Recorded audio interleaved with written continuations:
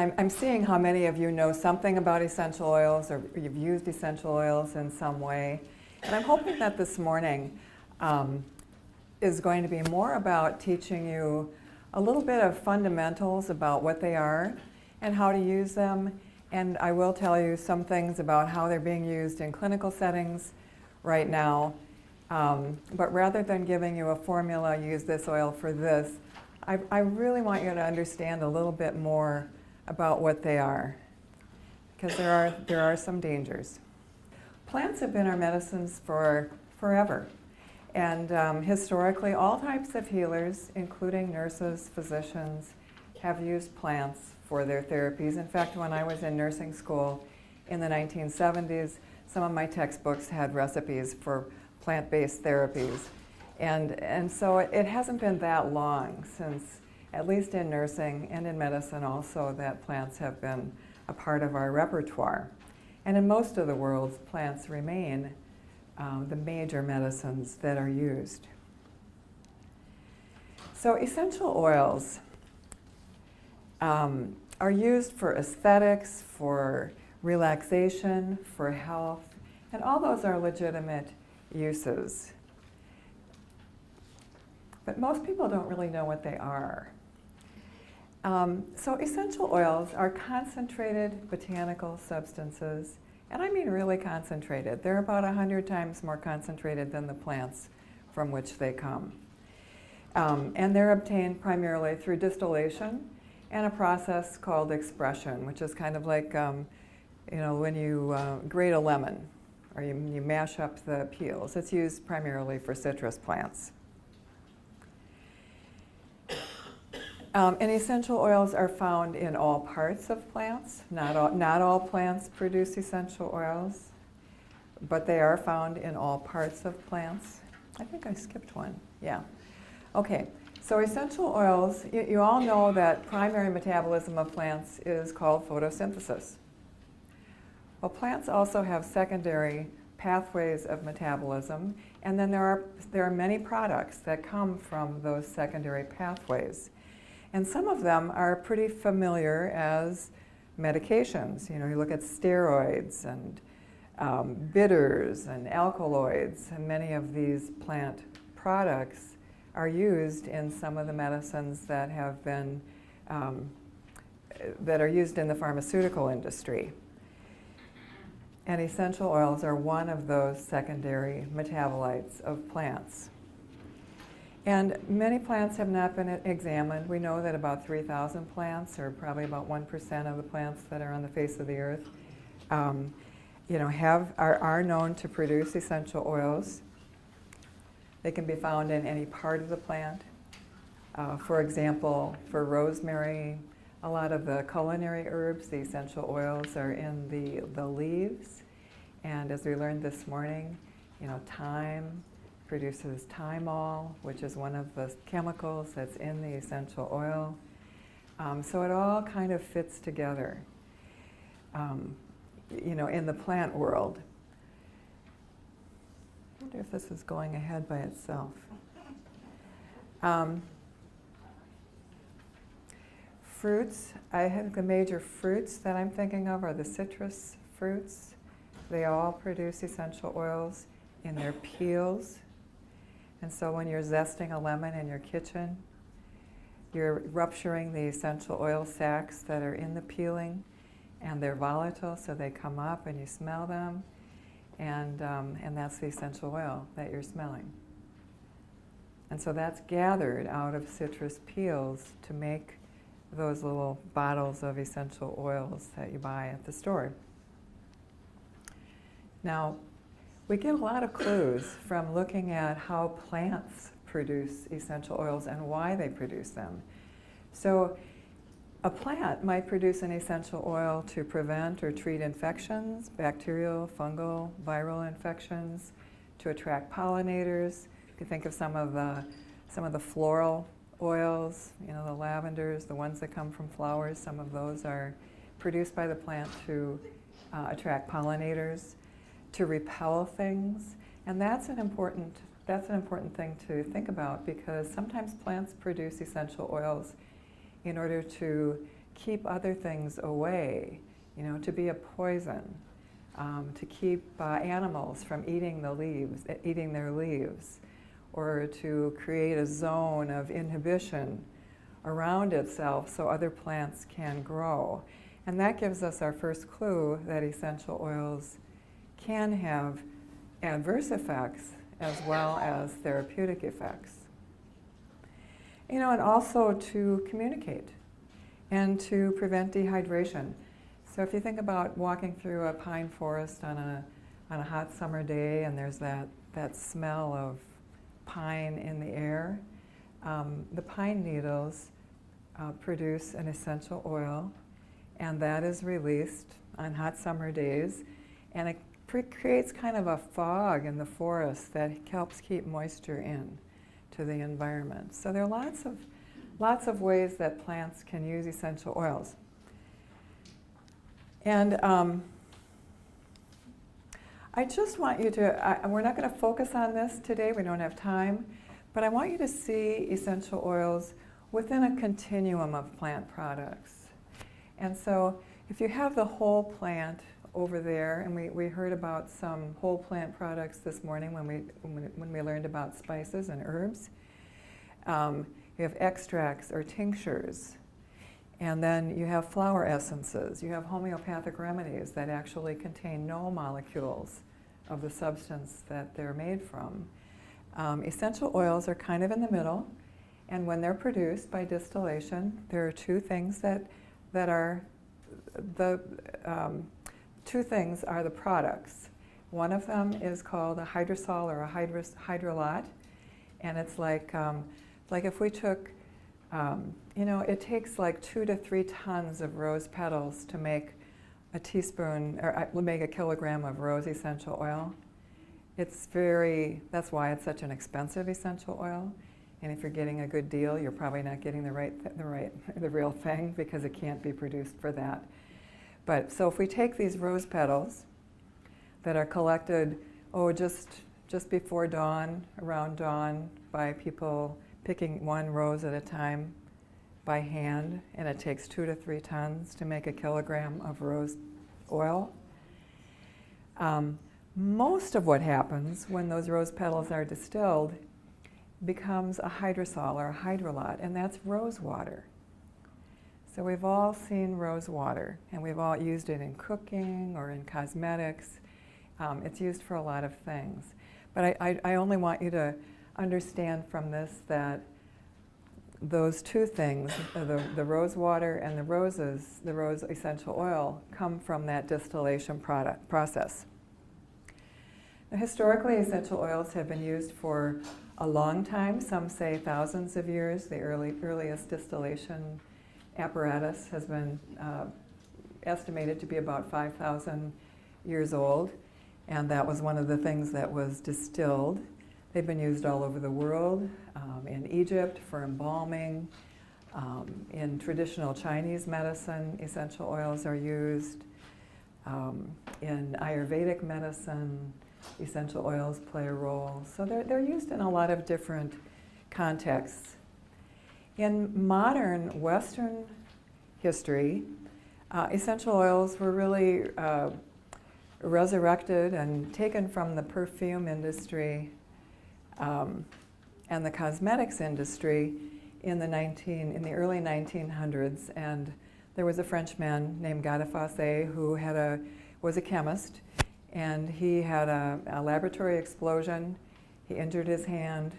The wound became gangrenous, and for some reason he put his hand in a bowl of lavender essential oil, and he healed entirely.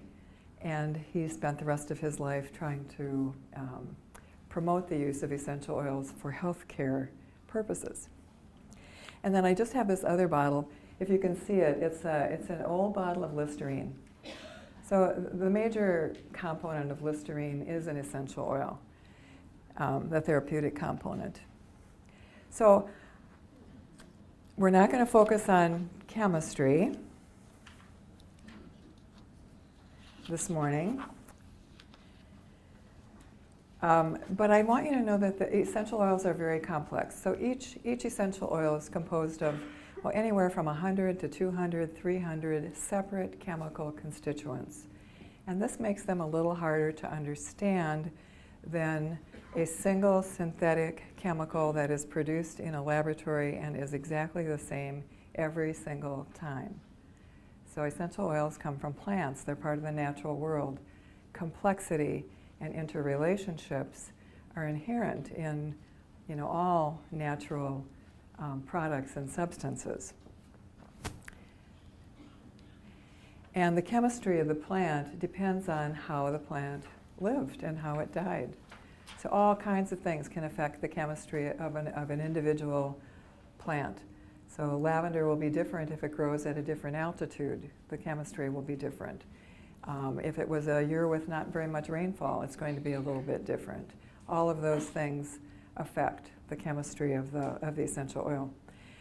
And knowing the chemistry of the oil can give us some clues. For example, when I look at, if I look at the chemistry, the chemical makeup of an essential oil, and I notice, well, it's really high in this, it probably has this type of therapeutic property. So essential oils, although they're part of integrative healthcare and integrative healing, they can be used like pharmaceuticals. And I think that's one of the dangers of aromatherapy, is that a nurse could walk into a hospital room with a little cotton ball with essential oils on it and plop it down and leave the room, and that would be no more a therapeutic interaction than handing somebody a pill. So I always try to teach people to use essential oils in a holistic manner if we're going to use them. And this is just a chemical readout for lavender.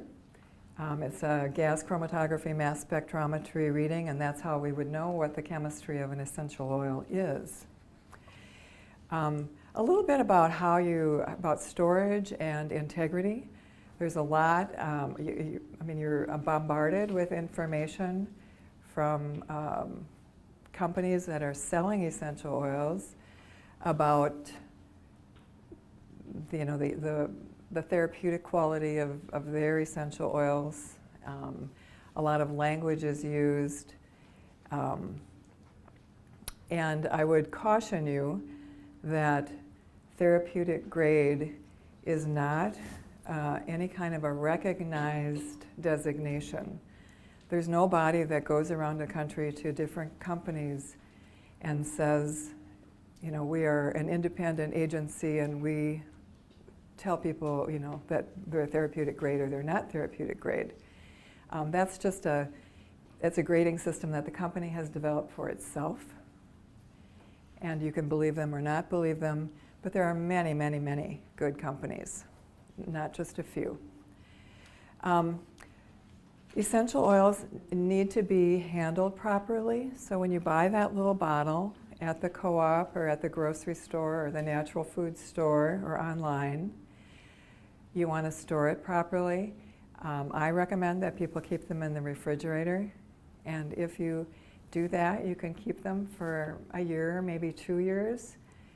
If you're not using them very often, keep them tightly capped, because they oxidize if they're exposed to air, heat, or light. And that's really important, because once they oxidize, they're more likely to cause sensitivities and irritation.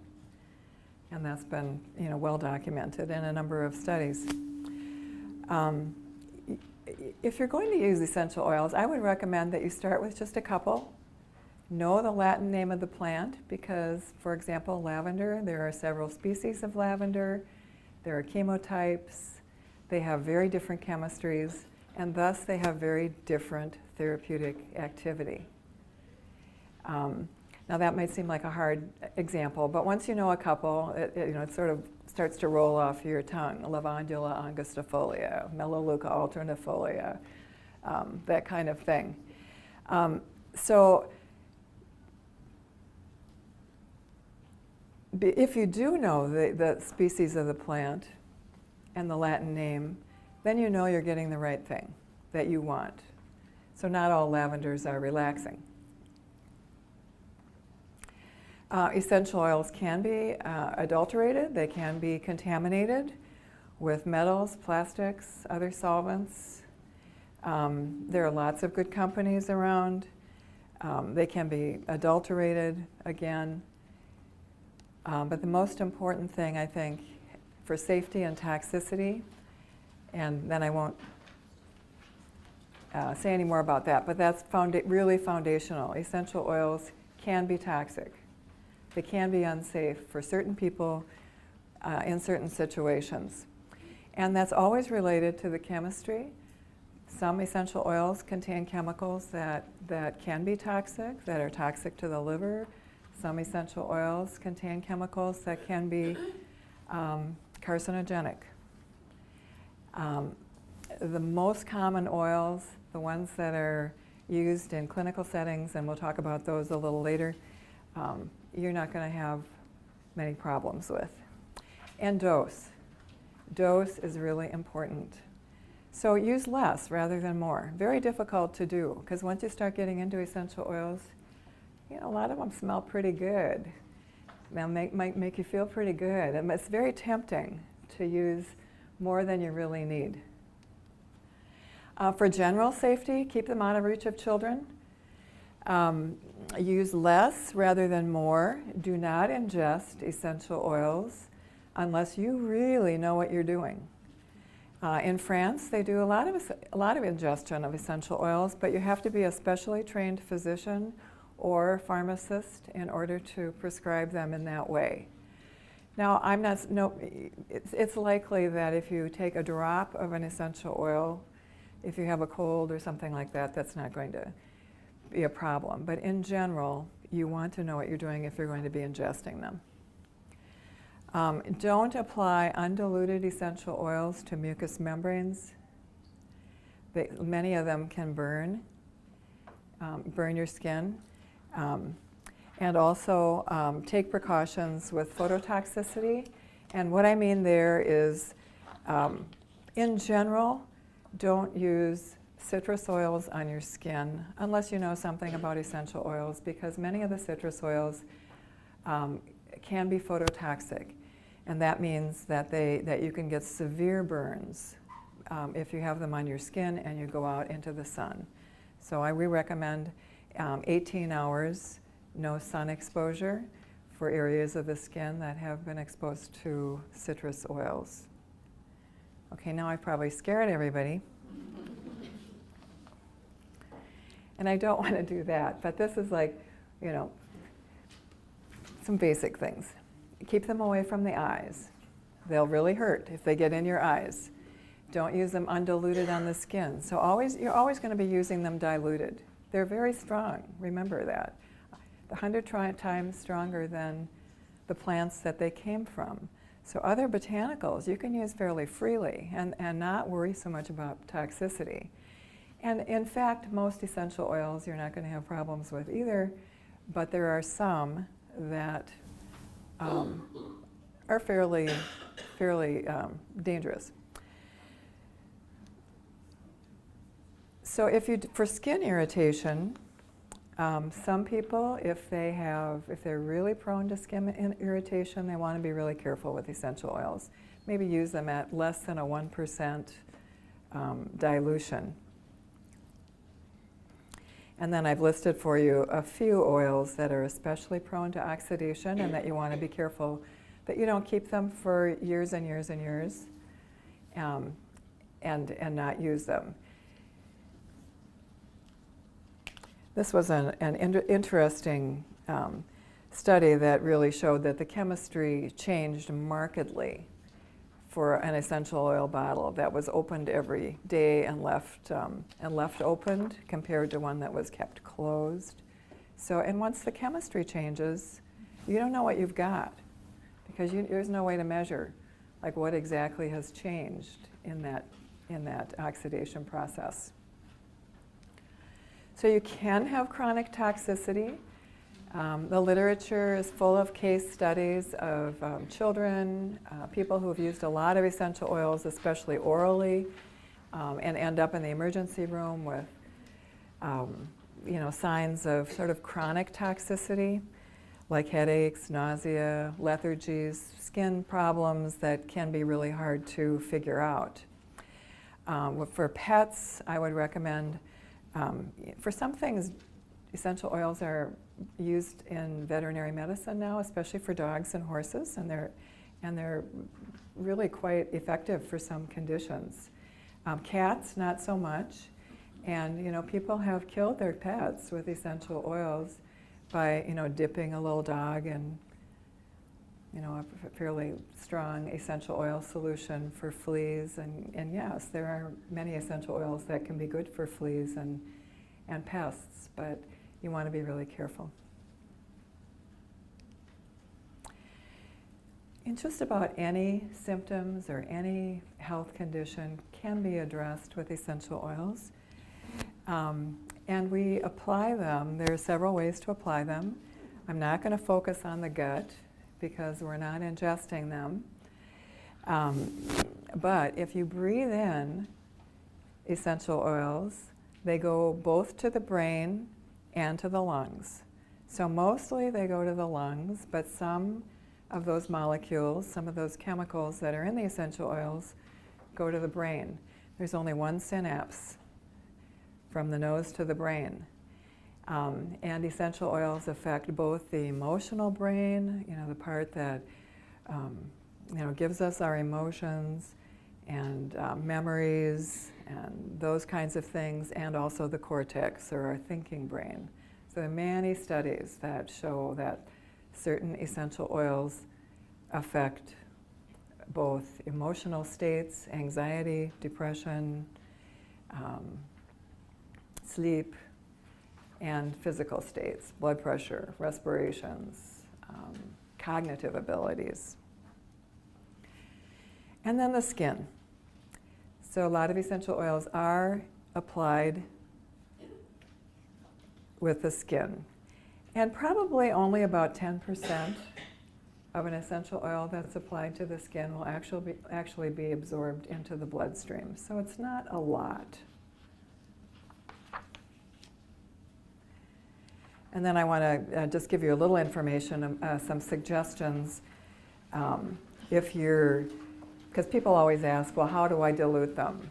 What do I dilute them in? Well, you can use any kind of a vegetable oil, or you can use aloe.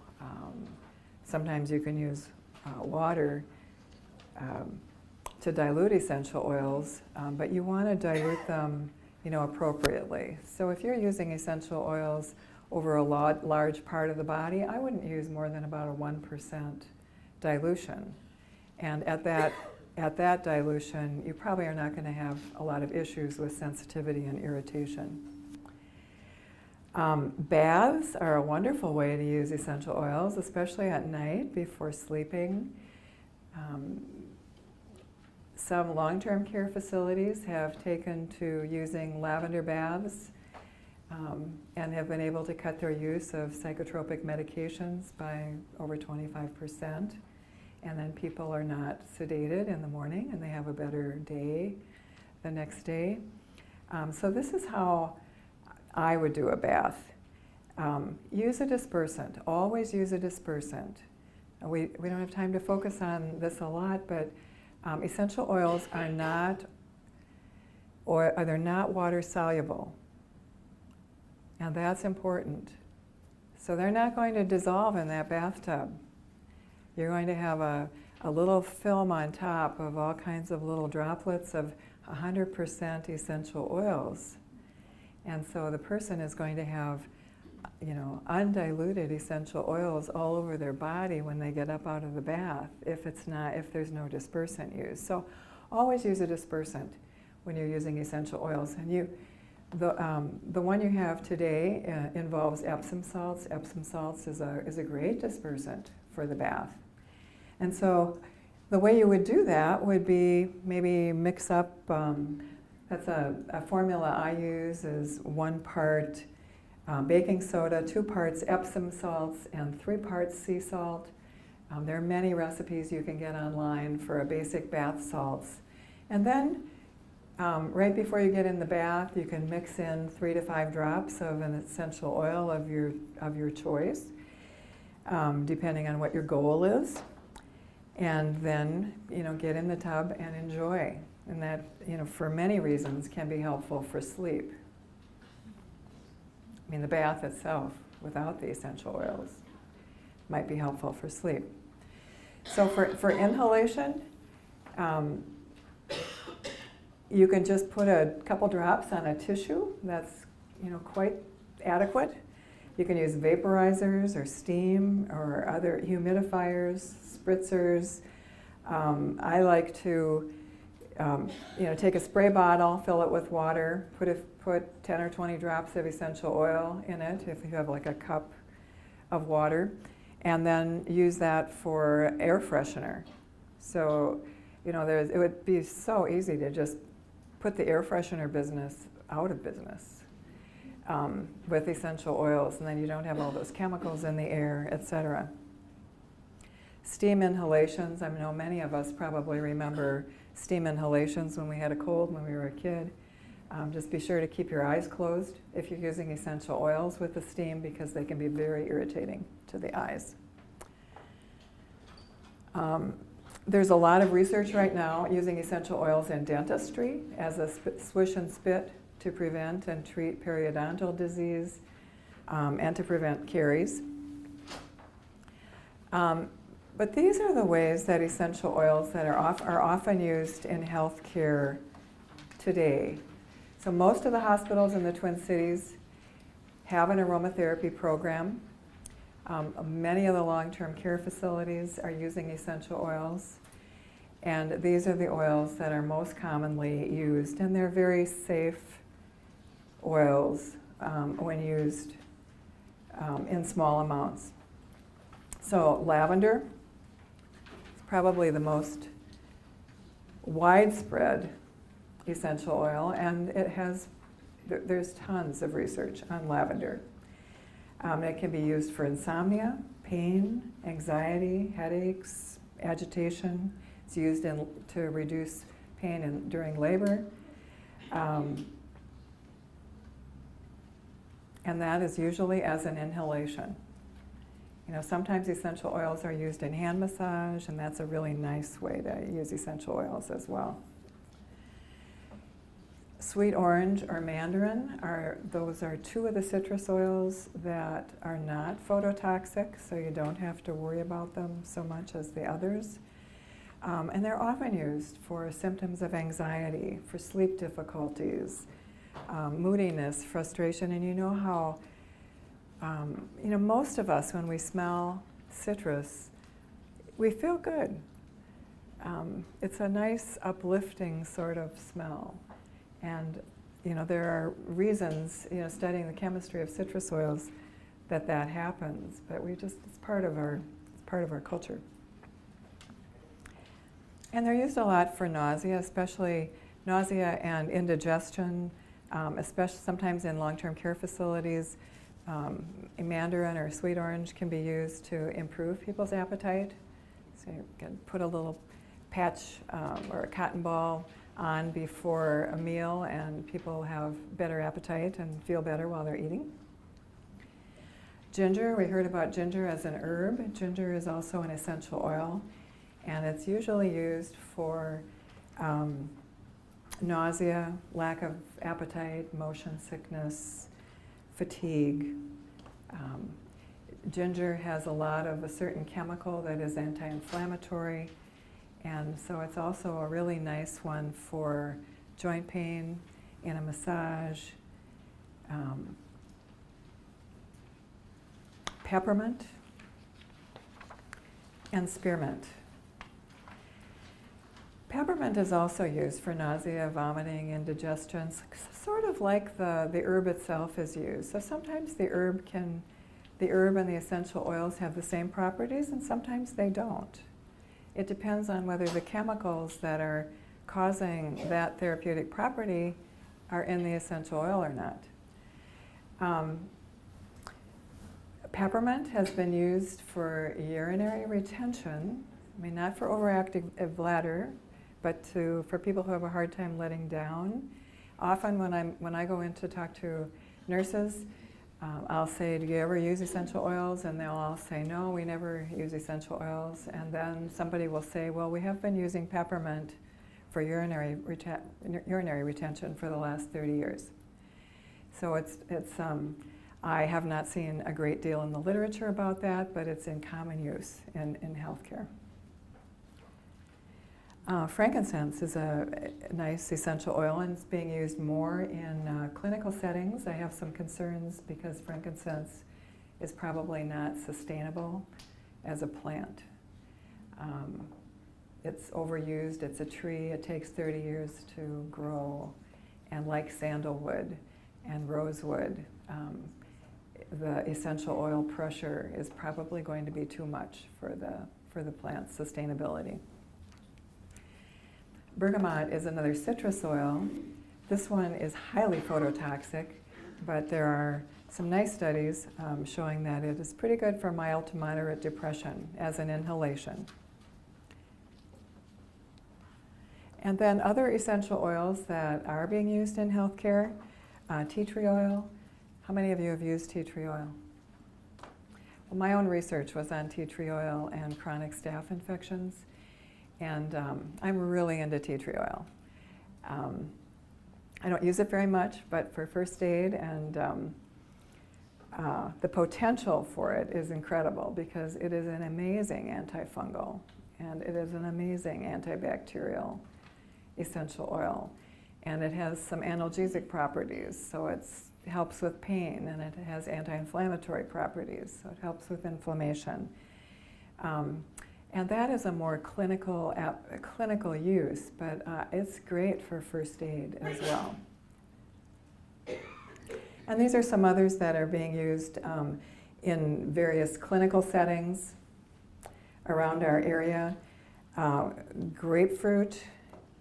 Grapefruit is an interesting oil because I've read a couple of studies now from Korea that suggest that grapefruit oil in an abdominal massage can be helpful in reducing abdominal fat among middle-aged women.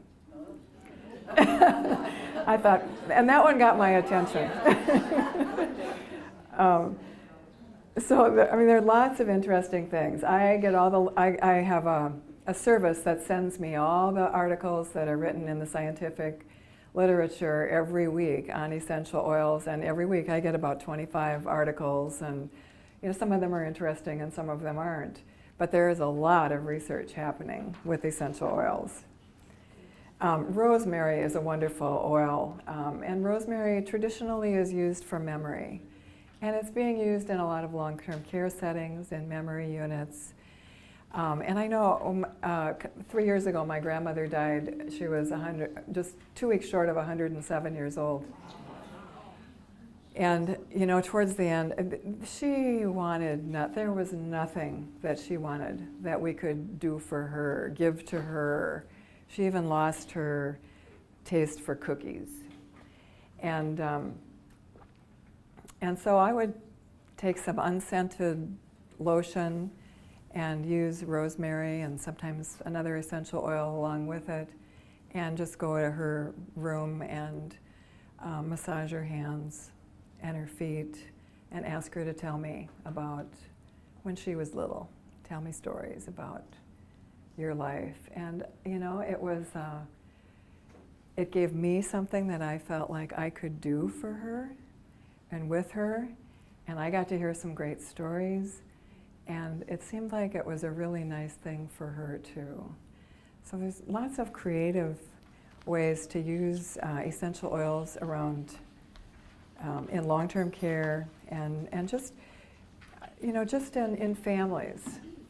And hand massage, essential oils with a hand massage is really one of the things that can be so wonderful.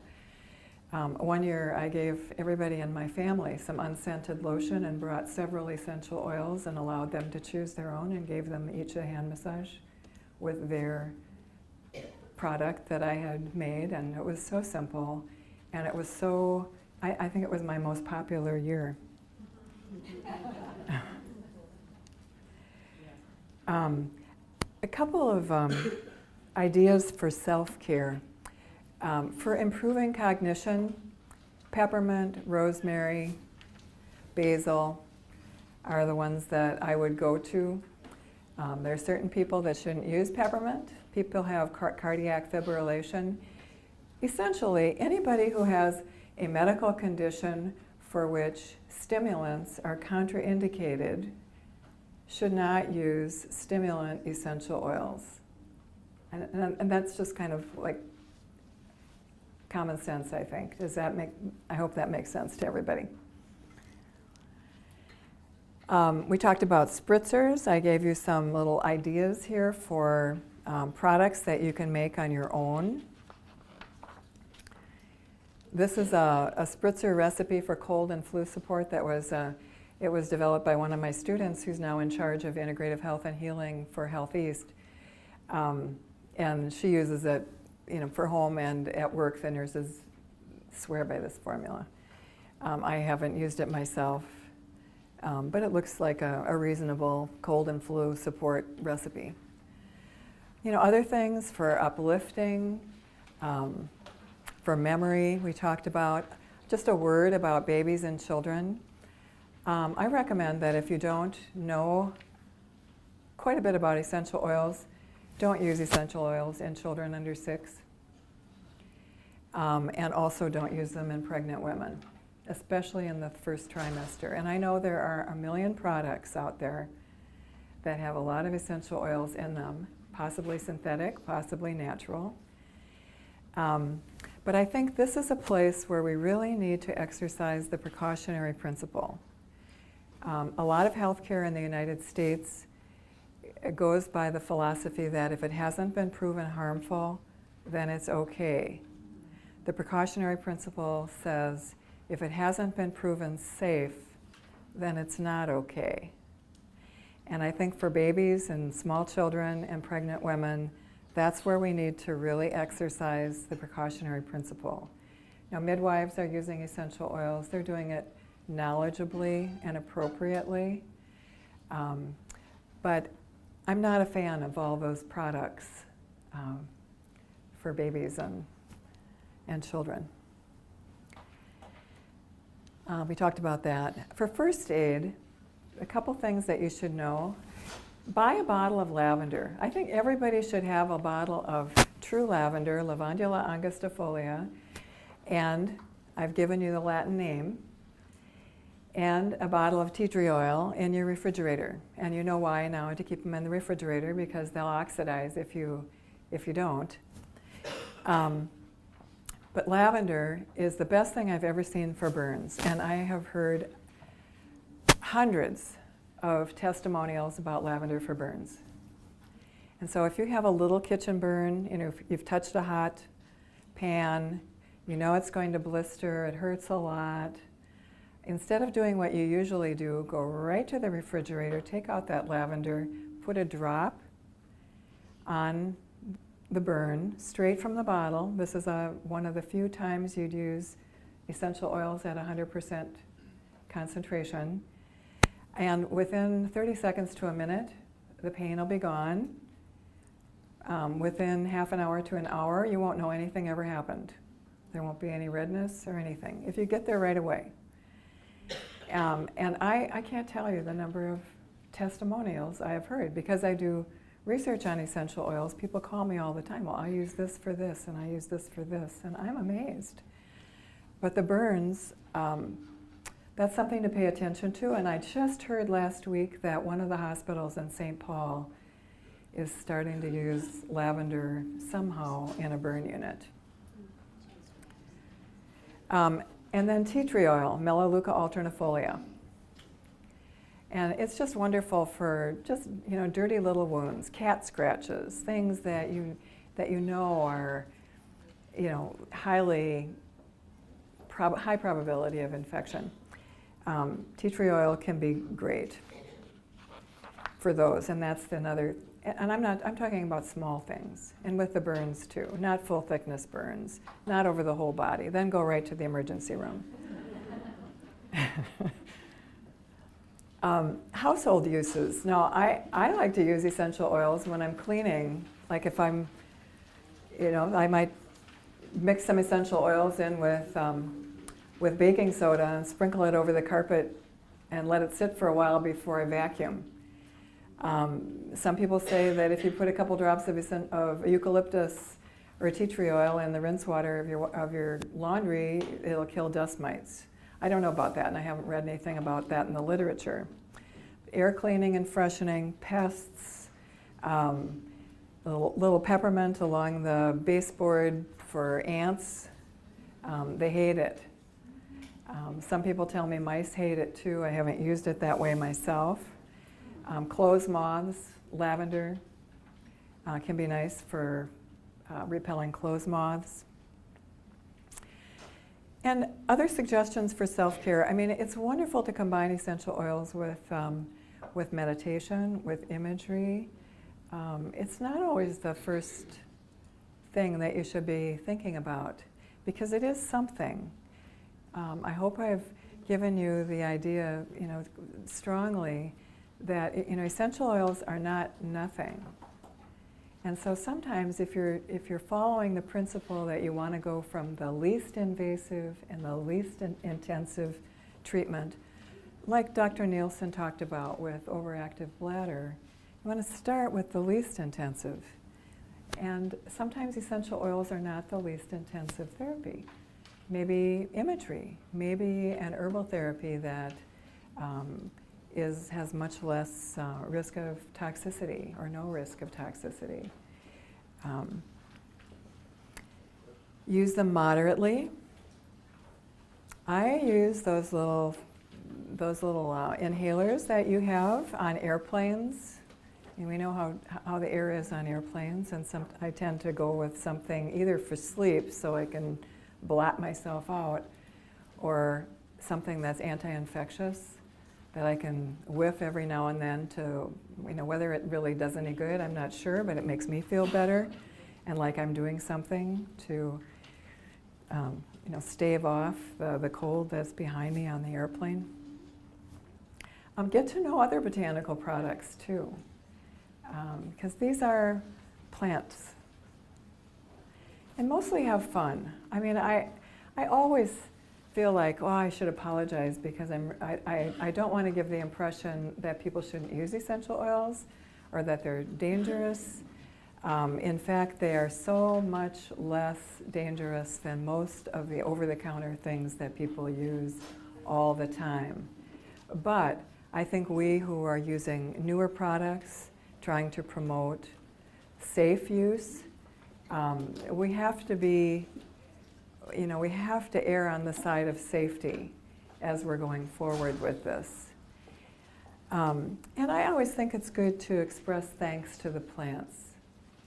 So those little bottles, they're kind of far away from the plants, but it's good to remember that it took a lot of plant material to make those little bottles that we take home. And using a drop or two is often sufficient for most things. Because this is a clinical area, I do want to say that some essential oils, you can't generalize about essential oils because they're all different chemically. So people say, well, can you use essential oils for this or that? And I'll always say, well, which essential oil for what? Because they're different. Some essential oils will have contraindications used with certain medications. It would be great if I could tell you, go to your physician and ask about medication interactions. I would love to know a few physicians that would have that knowledge. So if you do have, but I think as a rule of thumb, if you are taking medications or you have a condition that you're not supposed to take, things like, if you're not supposed to take stimulants, then stay away from the stimulant oils, that kind of thing. I wanted to include just some of the articles that I've written about essential oils, and I have focused on lavender and tea tree oil because there is more research on those than any other the other essential oils. So that was the easiest place for me to start with research.